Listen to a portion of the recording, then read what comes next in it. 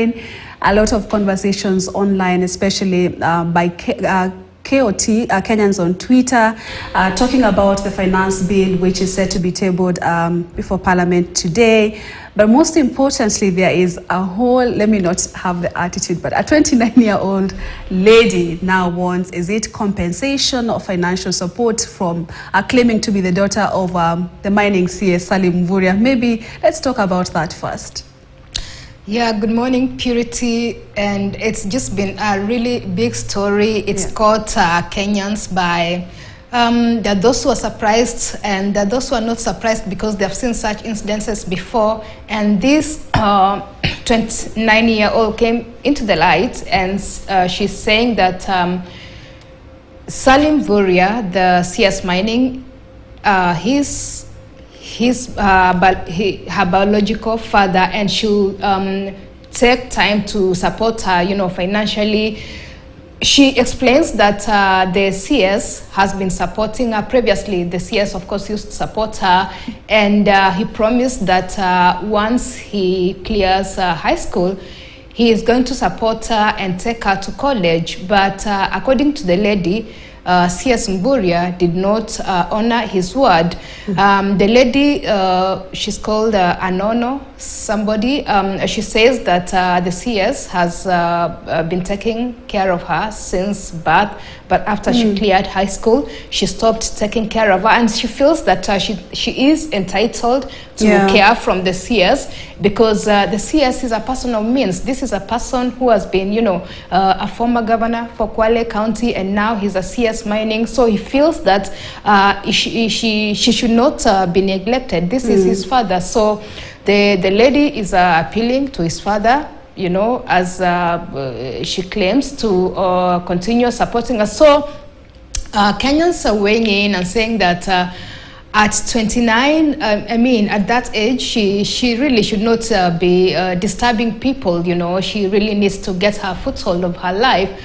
But there are those who feel that, if you plant a seed, just be prepared to nurture it. So you should not just leave it at that with weeds and all that.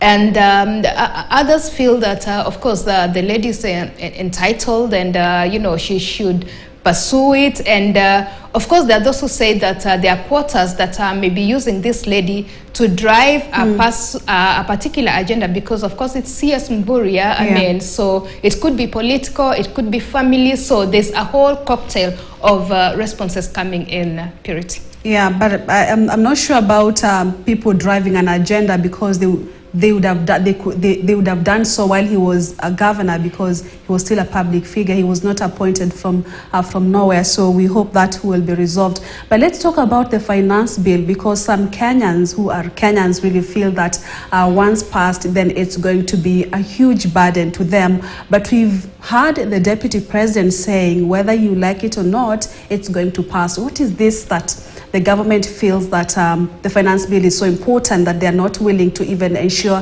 that all Kenyans are on the same page?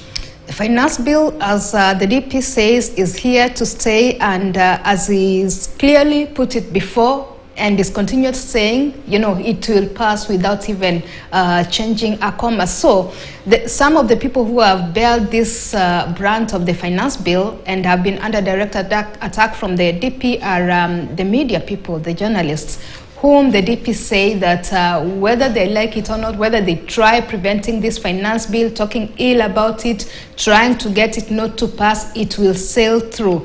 And the journalists are part of the people who must pay, of course, that 3% levy, and so they should be prepared.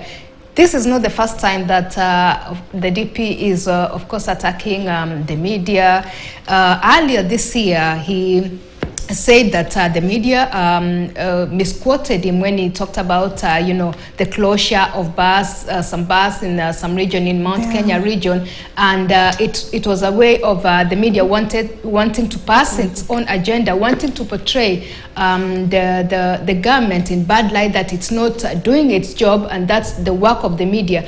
And he has never stopped at that. He felt that even in the previous election, he castigated the media, saying that Raila Odinga was their candidate, but the custodian of the vote is the Kenyan voter. And so such has been the sentiments about the media, this and that, and I'm sure I won't stop there. And so some of the people who weighed in on this issue is the CEO of the Media Council of Kenya, David Omoyo, who said that, the DP is using diversionary tactics to, sway people away from the most important issues that are facing the country, such as the cost of living and other issues. So it should not really attack the media. It should let the media is supposed to be, there's freedom of media, to enjoy its freedom as media. So it should not be seen to be attacking the media and, interfering with the work they are doing, Purity. Mm-hmm. All right, and of course the fact that there were also sentiments where he said that there will be no developments for areas where the MPs will oppose the bill, then that again raises questions. Exactly, that's another issue, and people are saying that for those areas that he has said that there'll be no development, in areas where the MPs will not support the finance bill, then it should also not, subject residents of those areas to taxation. It should not, they should not pay taxes. So such as the sentiments, and those who say that on a light note, Gachagua just talks sometimes, regardless. That is what they say. All right, and we have to wrap it up, but it got Kenyans talking when they. Is it established that Pastor Ezekiel Odero is back to the regular preaching? I'm not sure why.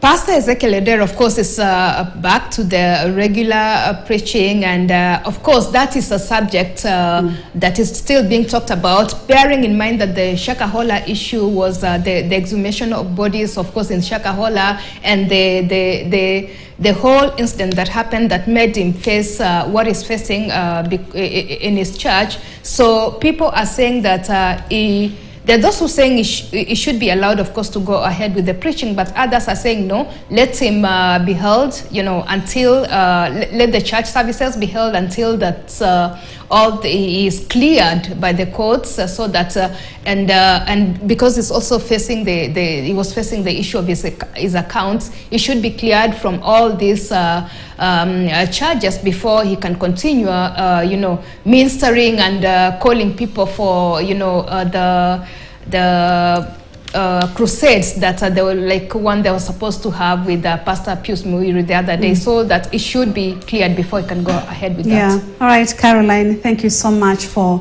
bringing us up to speed on what's happening online. It's always great having you. Have a lovely day, Caroline.